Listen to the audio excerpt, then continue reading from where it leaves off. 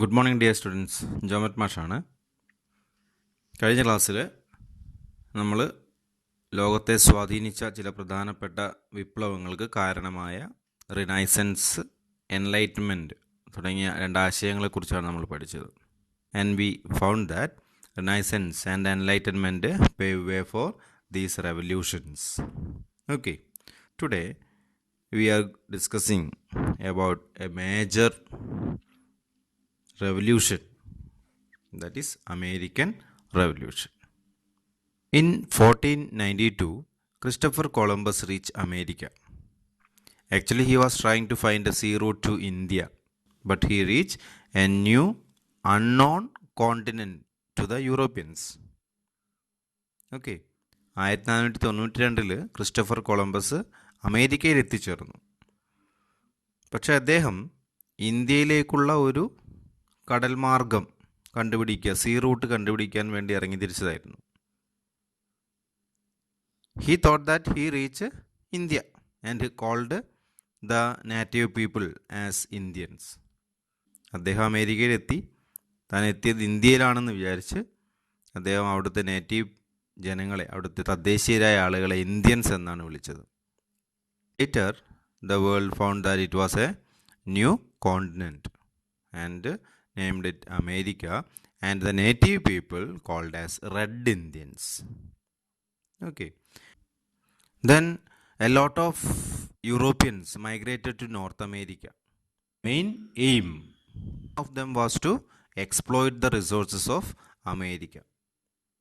അങ്ങനെ Columbus America എത്തിയതിനു ശേഷം യൂറോപ്പിൽ നിന്ന് ധാരാളം ആളുകൾ അമേരിക്കയിലേക്ക്, വടക്കേ അമേരിക്കയിലേക്ക് കുടിയേറി താമസിച്ചു. കാരണം അവിടെയുള്ള റിസോഴ്സസ്, അവിടുത്തെ വിഭവങ്ങൾ പരമാവധി എക്സ്പ്ലോയിറ്റ് ചെയ്യുക, ചൂഷണം ചെയ്യുക എന്നുള്ളതായിരുന്നു അവരുടെ ലക്ഷ്യം. In 17th century, a group of people migrated to America from England.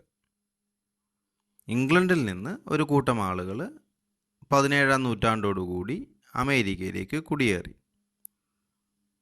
It was because of the religious persecutions of the king. ഇംഗ്ലണ്ടിലെ രാജാവിൻ്റെ മതപീഡനങ്ങൾ സഹിക്കാൻ കഴിയാതെ അമേരിക്കയിലേക്ക് കുടിയേറി താമസിച്ചവരായിരുന്നു ആ ഒരു കൂട്ടം ആളുകൾ. Okay, they are known as pilgrim fathers.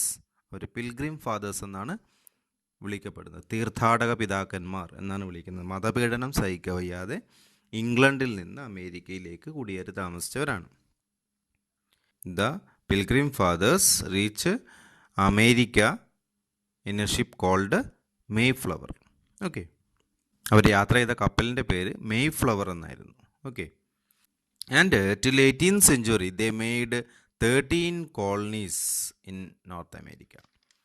അങ്ങനെ 18ാം നൂറ്റാണ്ടായപ്പോഴേക്കും ബ്രിട്ടീഷുകാരുടെ 13 കോളനികൾ അമേരിക്കയിൽ അവർ സ്ഥാപിച്ചു. Colonies means it was like that of a state, and it was made for trade purpose. The British treated American colonies as centers for collecting raw materials for their industries and a market for selling their products. Okay, അതാണ് colony എന്നുകൊണ്ട് ഉദ്ദേശിക്കുന്നത്.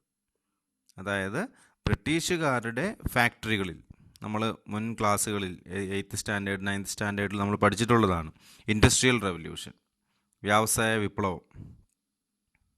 അതിനുശേഷം യൂറോപ്പിൽ ഉണ്ടായ പ്രധാനപ്പെട്ട ഒരു problem ആയിരുന്നു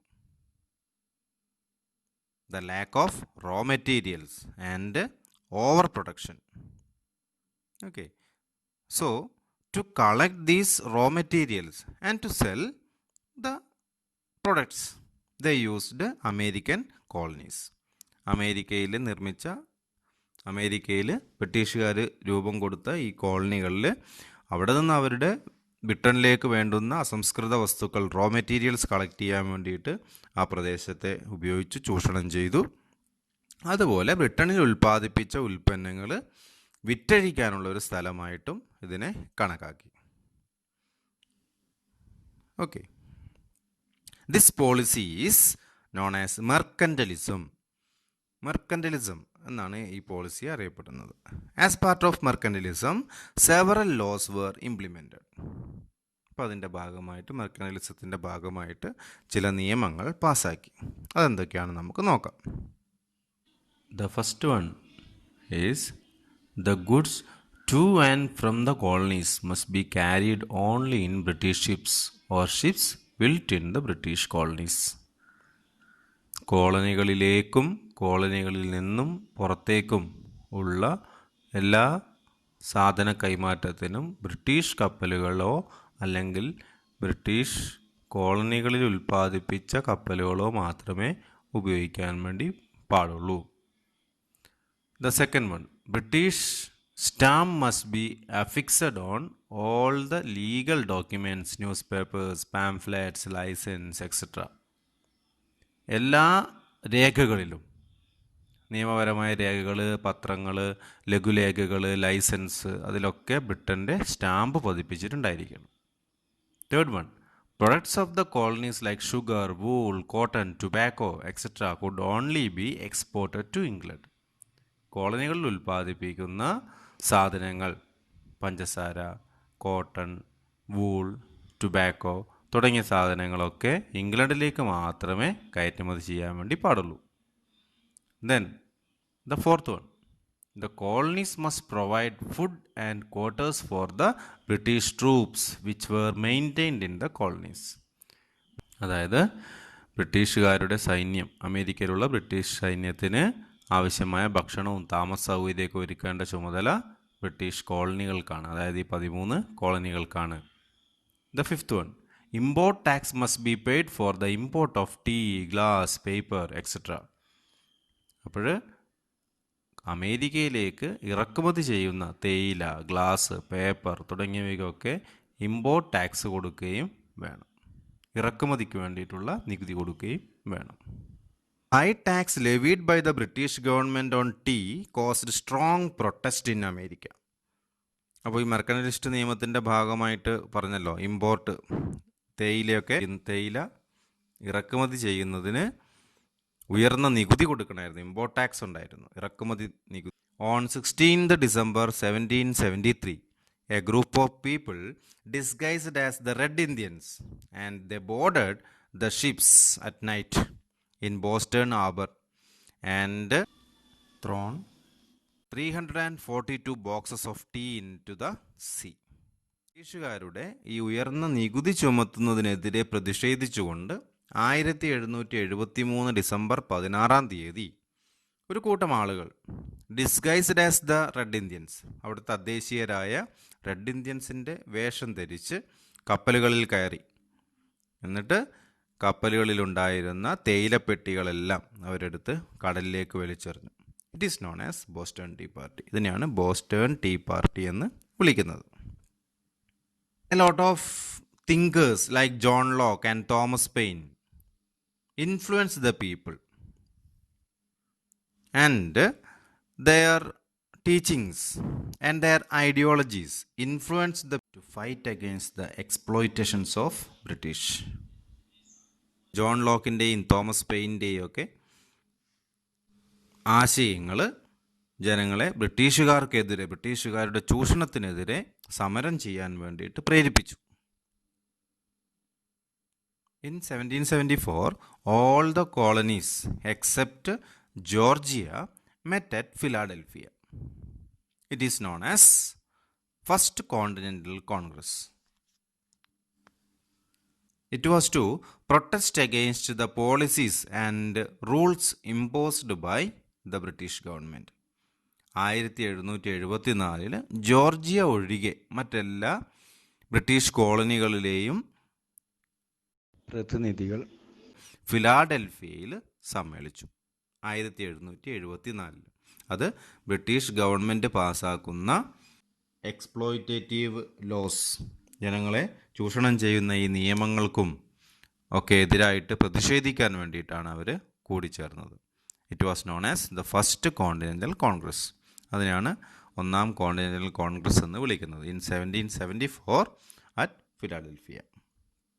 okay, and they send a petition to the British king. അവർ ബ്രിട്ടീഷ് രാജാവിന് ഒരു നിവേദനം അയച്ചു, പെറ്റീഷൻ അയച്ചു, ഇങ്ങനെയുള്ള ഈ തെറ്റായ നിയമങ്ങളൊക്കെ പിൻവലിക്കാൻ വേണ്ടി. But the kings and troops to suppress the people. പക്ഷേ ബ്രിട്ടീഷ് രാജാവ് ചെയ്തത് അമേരിക്കയിലെ കോളനികളിലെ ജനങ്ങളുടെ ഈ പ്രതിഷേധങ്ങളെ അടിച്ചമർത്താൻ വേണ്ടിയിട്ട് ബ്രിട്ടീഷ് ട്രൂപ്സിനെ അയക്കുകയാണ് ചെയ്തത്, ബ്രിട്ടീഷ് ആർമിയെ അയക്കുകയാണ് ചെയ്തത്. Then in 1775, the Second Continental Congress held at Philadelphia, and they elected George Washington as the commander-in-chief of the Continental Army. അങ്ങനെ 1775 രണ്ടാമത് വീണ്ടും ഒരു കോണ്ടിനെൻ്റൽ കോൺഗ്രസ് വിളിച്ചു ചേർത്ത് ഫിലാഡൽഫിയയിൽ. അതിൽ വെച്ച് ജോർജ് വാഷിങ്ടണിനെ കോണ്ടിനെൻ്റൽ ആർമിയുടെ, അതായത് അമേരിക്കയിലെ കോളനികളുടെ സൈന്യത്തിൻ്റെ കമാൻഡർ ഇൻ ചീഫായിട്ട് തിരഞ്ഞെടുക്കുകയും ചെയ്തു. The war between the colonies and England started. അങ്ങനെ ബ്രിട്ടീഷ് സൈന്യവും അമേരിക്കയിലെ 13 കോളനികളുടെ സൈന്യവും തമ്മിലുള്ള ഒരു യുദ്ധം ആരംഭിച്ചു. In 1776 July 4th, the Continental Army declared the Declaration of Freedom. 1776 July 4 continental army the declaration of freedom, സ്വാതന്ത്ര്യ പ്രഖ്യാപനം നടത്തി. Then the war ended in 1781. It was A long war and it ended in 1781. അങ്ങനെ യുദ്ധം അവസാനിക്കുന്നത് 1781. But after that, according to the Treaty of Paris in 1783, England gave freedom to the 13 colonies of America. പക്ഷെ അതിനുശേഷം 1783 treaty of Paris ഉടമ്പടിയിലൂടെയാണ് 1783 Paris ഉടമ്പടിയിലൂടെയാണ് British government അമേരിക്കയിലെ 13 കോളനികൾക്ക് സ്വാതന്ത്ര്യം നൽകാൻ സമ്മതിച്ചത്. Then, after getting freedom, under the leadership of James Madison, the Constitution Convention of Philadelphia framed American Constitution. അങ്ങനെ സ്വാതന്ത്ര്യം ലഭിച്ചതിന് ശേഷം ജെയിംസ് മാഡിസണിൻ്റെ നേതൃത്വത്തിൽ ഫിലാഡൽഫിയയിൽ വെച്ച് ഒരു ഭരണഘടനാ സമ്മേളനം, ഒരു കോൺസ്റ്റിറ്റ്യൂഷൻ കൺവെൻഷൻ നടത്തി. And the framed the first written constitution of the world. ലോകത്തിലെ തന്നെ ആദ്യത്തെ എഴുതപ്പെട്ട ഭരണഘടന, അമേരിക്കൻ ഭരണഘടന അവർ നിർമ്മിച്ചു. And George Washington was the commander in chief of the continental army. And George Washington became the first president of United States of America. American ഐക്യനാടുകൾ, United States of America, അമേരിക്കയുടെ ആദ്യത്തെ പ്രസിഡൻ്റായിട്ട് ജോർജ് വാഷിങ്ടൺ തിരഞ്ഞെടുക്കപ്പെട്ടു. Okay, this was but the American revolution influence the later history of the world in different ways. പക്ഷേ ഈ American സ്വാതന്ത്ര്യ സമരം പിന്നീടുള്ള ലോകത്തിൻ്റെ ചരിത്രത്തെ തന്നെ സ്വാധീനിച്ച ഒരു പ്രധാനപ്പെട്ട സംഭവമായിരുന്നു. First one, it gave direction and motivation to the later freedom struggles and revolutions all over the world. ലോകം മുഴുവനുമുള്ള സ്വാതന്ത്ര്യ സമരങ്ങൾക്ക് പ്രചോദനവും അതുപോലെ തന്നെ അതിനൊരു വഴികാട്ടിയും കൂടിയായിരുന്നു അമേരിക്കൻ സ്വാതന്ത്ര്യ സമരം. Put forward the concept of republican form of government. ലോകത്തിൻ്റെ ഭാഗങ്ങളിൽ അതുവരെ ഉണ്ടായിരുന്ന ഓട്ടോക്രസി, ഏകാധിപത്യ ഭരണത്തിന് ഒരു റിപ്പബ്ലിക്കൻ ഭരണ സമ്പ്രദായത്തിൻ്റെ ഒരു പുതിയ ഉദാഹരണം, ലോകത്തിന് മുമ്പ് ഒരു പുതിയ ആശയം നൽകി. Prepared the first written constitution. നമ്മൾ നേരത്തെ പറഞ്ഞ പോലെ America prepared the first written constitution of the world. Contributed to the concept of federal system that ensured freedom and authority of states in the union. നമ്മുടെ India നമ്മളൊരു quasi federation എന്നാണ് വിളിക്കുക, അതായത് കുറേ സംസ്ഥാനങ്ങൾ ചേർന്നിട്ടുള്ള ഒരു രാജ്യം. അതുപോലെയുള്ള ഒരു കൺസെപ്റ്റ് ഓഫ് ഫെഡറൽ സിസ്റ്റം അത് അമേരിക്കയാണ് ലോകത്തിന് പ്രദാനം ചെയ്തത്. പ്രധാനമായിട്ടും ഇത്രയും കാര്യങ്ങളാണ് നമുക്ക് ഈ ചാപ്റ്ററിൽ പഠിക്കാനുള്ളത്. പുസ്തകം നന്നായിട്ട് വായിക്കുക. ക്വസ്റ്റ്യൻസ് ഞാൻ ടെക്സ്റ്റ് ചെയ്യാം, ആ ക്വസ്റ്റ്യൻസിന് ആൻസർ ചെയ്യാം. Okay, thank you.